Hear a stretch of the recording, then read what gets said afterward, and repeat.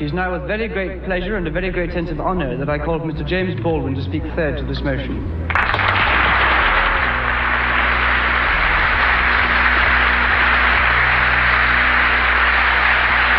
Now we have Mr. James Baldwin, the star of the evening, who has been sitting, listening attentively, getting a wonderful reception here in the Cambridge Union. Tremendous enthusiasm from all sides of the House for Mr. Baldwin, who has been listening to the arguments. Now will bring the voice of actual experience to the debate. Good evening. I find myself, not for the first time, in the position of a kind of Jeremiah. For example, I don't disagree with Mr. Burford that the inequality suffered by the American Negro population of the United States has hindered the American dream. Indeed it has. I quarrel with some other things he has to say. The other, deeper element of a certain awkwardness I feel has to do with one's point of view. I have to put it that way. One's sense of one's system of reality.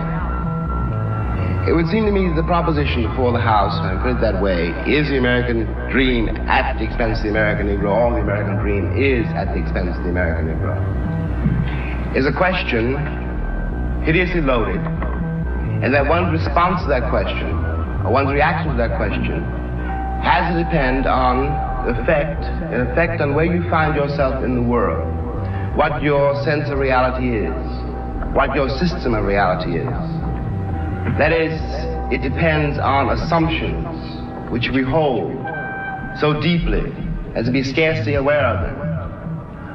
A white South African, or a Mississippi sharecropper, or a Mississippi sheriff, or a Frenchman driven out of Algeria, all have, at bottom, a system of reality which compels them to, for example, in the case of the French exile from Algeria, to defend French reasons for having ruled Algeria. The Mississippi or the Alabama sheriff, who really does believe when he's facing a Negro boy or girl, that this woman, this man, this child, must be insane to attack the system to which he owes his entire identity. Of course, for such a person, the proposition of which we're trying to discuss here tonight does not exist. And on the other hand, I have to speak as one of the people who've been most attacked by what we must now here call the Western or the European system of reality. What white people in the world, the doctrine of white supremacy, I hate to say it here, comes from Europe. That's how it got to America. Beneath then, whatever one's reaction to this proposition is, has to be the question of whether or not civilizations can be considered as such equal, or whether one civilization has the right to overtake and subjugate and in fact to destroy another. Now what happens when that happens?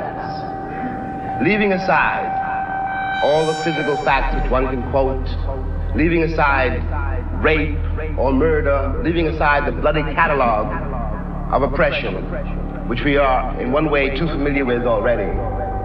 What this does to the subjugated, the most private, the most serious thing this does to the subjugated, is to destroy his sense of reality.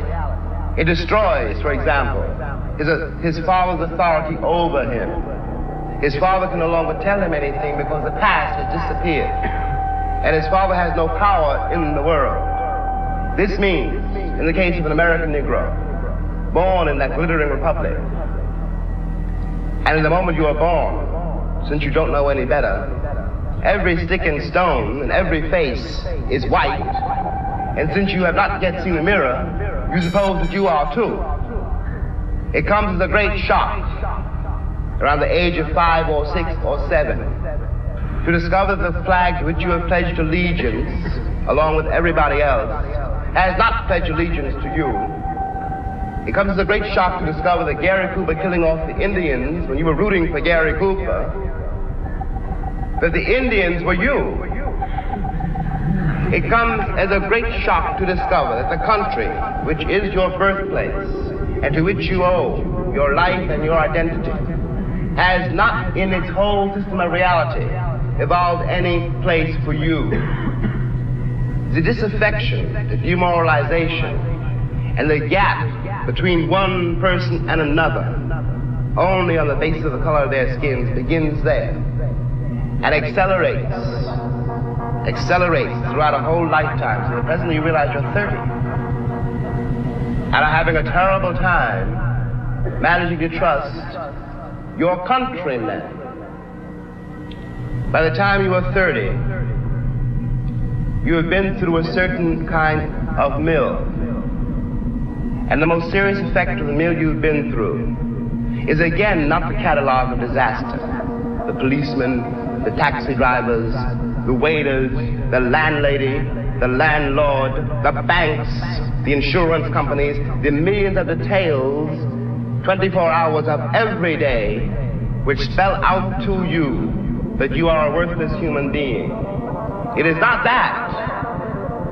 It is by that time you've begun to see it happening in your daughter or your son or your niece or your nephew. You are 30 by now, and nothing you have done has helped you to escape the trap. But what is worse than that is that nothing you have done, and as far as you can tell, nothing you can do, will save your son or your daughter from meeting the same disaster and not impossibly coming to the same end. Now, we're speaking about expense. I suppose there are several ways to address oneself to some attempt to find what that word means here. Let me put it this way, that from a very literal point of view, the harbors and the ports and the railroads of the country, the economy, especially of the southern states, could not conceivably be what it has become if they had not had, and do not still have indeed, and for so long, so many generations, cheap labor. I am stating very seriously, and this is not an overstatement, that I the cotton, and I carried the market, and I built the railroads under someone else's whip for nothing. For nothing. The Southern oligarchy, which has until today so much power in Washington, and therefore some power in the world, was created by my labor and my sweat, and the violation of my women and the murder of my children. This, in the land of the free and the home of the brave. And no one can challenge that statement. It is a matter of historical record. In another way, this dream, and we'll get to the dream in a moment, is at the expense of the American Negro. You watch this in the Deep South in great relief, but not only in the Deep South. In the Deep South, you are dealing with a sheriff or a landlord or a landlady or the girl at the Western Union desk. And she doesn't know quite who she's dealing with, by which I mean that if you're not part of the town, and if you are a northern nigger, it shows in millions of ways. So she simply knows that it's an unknown quantity, and she wants to have nothing to do with it. So she won't talk to you. You have to wait for a while to get your telegram. Okay, we all know this, we've been through it, and by the time you get to be a man, it's very easy to deal with. But what is happening in the poor woman, the poor man's mind, is this. They've been raised to believe, and by now they helplessly believe, that no matter how terrible their lives may be, and their lives have been quite terrible, and no matter how far they fall, no matter what disaster overtakes them, they have one enormous knowledge and consolation, which is like a heavenly revelation. At least they are not black. Now I suggest that of all the terrible things that can happen to a human being, that is one of the worst.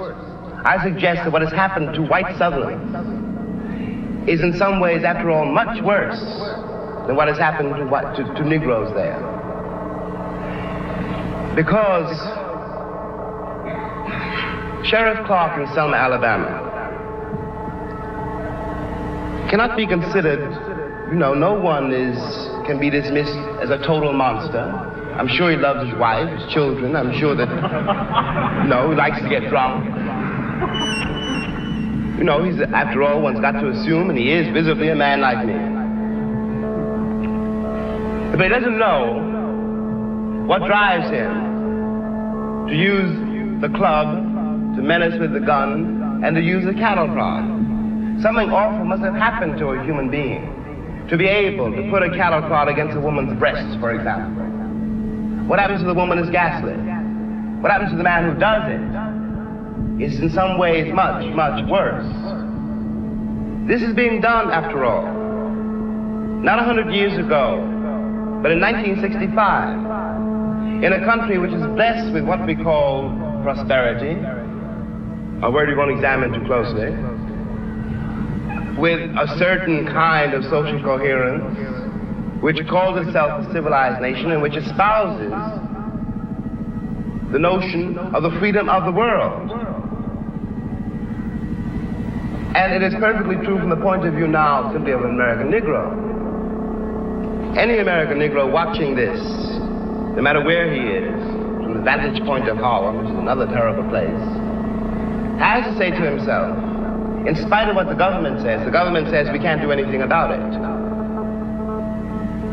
But those are white people being murdered in Mississippi work farms, being carried off to jail. Those are white children running up and down the streets. The government would find some way of doing something about it. We have a civil rights bill now. We had an amendment, the 15th Amendment, nearly 100 years ago. I hate to sound again like an Old Testament prophet, but if the amendment was not honored then, I don't have any reason for believing the civil rights bill will be honored now. And after all, one's been there since before, a lot of other people got there. If one has got to prove one's title to the land, isn't 400 years enough? 400 years, at least 3 wars. The American soil is full of the corpses of my ancestors. Why is my freedom or my citizenship or my right to live there, how is it conceivably a question now?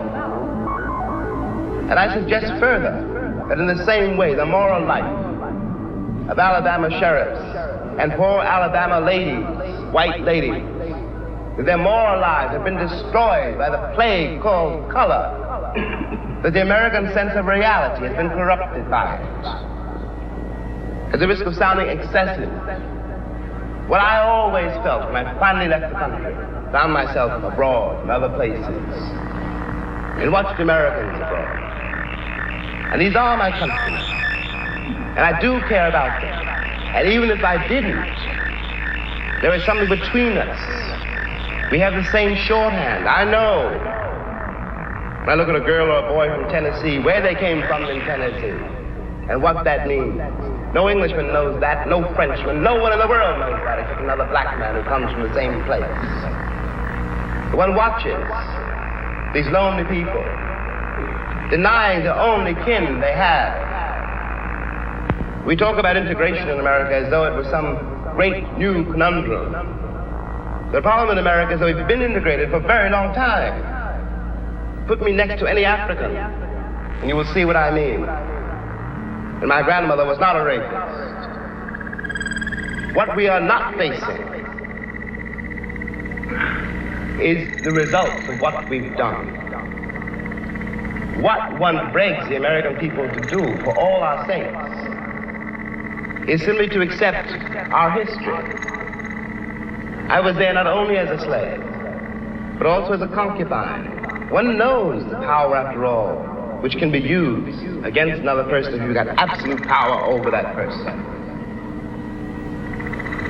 It seemed to me when I watched Americans in Europe that what they didn't know about Europeans was what they didn't know about me. They weren't trying, for example, to be nasty to the French girl or rude to the French waiter. They didn't know they hurt their feelings. They didn't have any sense that this particular woman, this particular man, though they spoke another language and had different manners and ways, was a human being. And they walked over them with the same kind of bland ignorance, condescension, charming, cheerful, with which they'd always patted me on the head and called me shy, and were upset when I was upset. What is relevant about this is that whereas 40 years ago when I was born, the question of having to deal with what is unspoken by the subjugated, what is never said to the master, of having to deal with this reality was a very remote possibility. It was in no one's mind. When I was growing up, I was taught in American history books that Africa had no history, and neither did I. That I was a savage, about whom the less said the better, who had been saved by Europe and brought to America. And of course, I believed it. I didn't have much choice. Those were the only books there were. Everyone else seemed to agree. If you walk out of Harlem, ride out of Harlem, downtown, the world agrees. What you see is much bigger, cleaner, whiter, richer, safer than where you are. They collect the garbage. People obviously can pay their life insurance. The children look happy. Say, you're not. And you go back home. And it would seem then, of course, that it's an act of God, that this is true. That you belong where white people have put you. It is only since the Second World War that there's been a counter-image in the world. And that image has not come about through any legislation on the part of any American government, but through the fact that Africa was suddenly on the stage of the world, and Africans had to be dealt with in a way they'd never been dealt with before. This gave an American Negro for the first time a sense of himself beyond a savage or a clown. It has created, and will create, a great many conundrums. One of the great things that the white world does not know, but I think I do know, is that black people are just like everybody else. One has used the myth of Negro and the myth of color to pretend and to assume that you are dealing essentially with something exotic, bizarre, and practically, according to human laws, unknown. Alas, that is not true. We are also mercenaries, dictators, murderers, liars. We are human too. What is crucial here is that unless we can manage to establish some kind of dialogue between those people whom I pretend have paid for the American dream and those other people who have not achieved it, we will be in terrible trouble. I want to say at the end, the last, is that that is what concerns me most. We are sitting in this room and we are all, at least we like to think we are, relatively civilized. And we can talk to each other at least on certain levels. So that we could walk out of here assuming that the measure of our enlightenment, or at least our politeness, has some effect on the world. It may not. I remember, for example, when the ex-Attorney General, Mr. Robert Kennedy, said that it was conceivable that in 40 years in America we might have a Negro president. And that sounded like a very emancipated statement, I suppose, to white people. They were not in Harlem when this statement was first heard, and did not hear, and possibly will never hear, the laughter and the bitterness and the scorn with which the statement was greeted. From the point of view of the man in the Harlem barbershop, Bobby Kennedy only got here yesterday. And now he's already on his way to the presidency.